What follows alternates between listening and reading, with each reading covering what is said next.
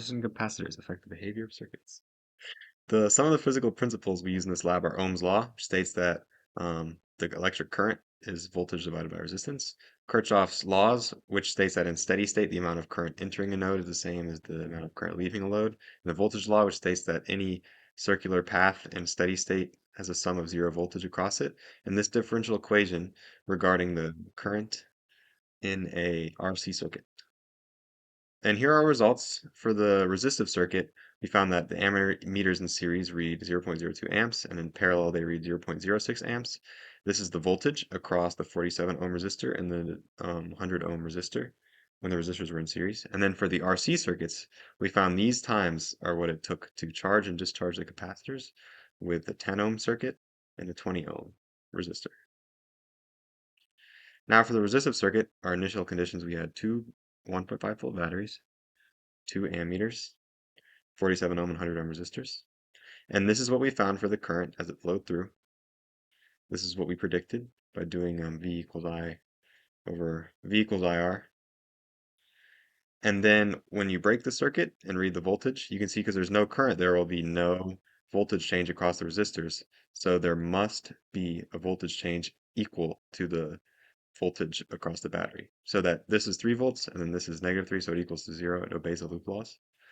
And then when the circuit is fully connected, you can see the voltage increases as it goes across the batteries. It's approximately 0 change across the wires, approximately 0. And then across the 47 ohm resistor, it drops by 0.96 volts. And then across the 100 ohm resistor, it drops another 2.04 volts. And the current does not change across the ammeter because it's a simulation. So there's no voltage across the ammeter. And you can see when we add it in parallel, there is actually more current because this ammeter has very low resistance, so it shorts the 100 ohm resistor and leads to more current. And you can see the voltmeter does not short the resistor because it has a very high resistance, so it should not affect the current in the circuit very much when you use a voltmeter, even though it technically breaks the circuit. Now here are resistance calculations. They're a little bit off from the actual values, but the differences can be attributed to rounding of the ammeter. It only goes to the hundredths place. And you can see the wire, we estimate there to be 0 volts across.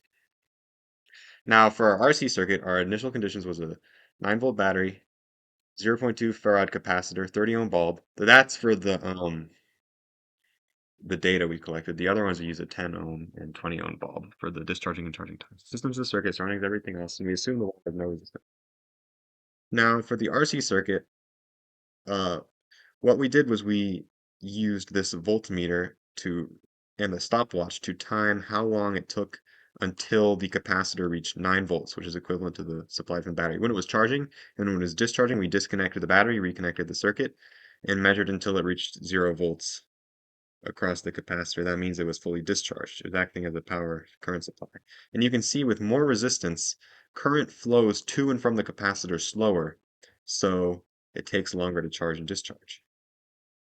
Here's our graph. We used the 30 ohm resistor and recorded the amount that it discharged over time. Using this result, which is from the differential equation shown in the beginning of the lab. And you see the slope, the independent variable is next to -1 over RC. So we found that according to our graph, -1 over RC should be 0.1674. Now our actual value using 30 ohms times 0.3, wait, pause. This should be 0.2 farads, and it reflects that in the calculation. This is negative 0.67 is that's from using 0.2 farad. I just made a small typo. So they're approximately the same. And some variation could arise from rounding in the voltmeter from this data. Oh, and this is the Excel function I used to make the slope. Now, what if you were doing the experiment in real life and used an actual ammeter instead of an ideal simulated ammeter? Well, a real ammeter needs some internal resistance to be able to detect the current.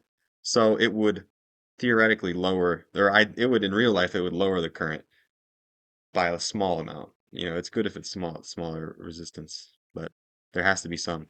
as with any material. Now, what if you were doing this experiment in real life? Use a real battery to charge a real capacitor with no resistor in the circuit. Now, the ideal model would predict with zero resistance would have -1 over RC, the time constant, be undefined.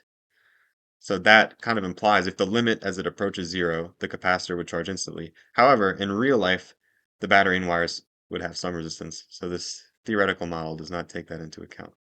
It does take it into account, but not from the resistor, from the wires.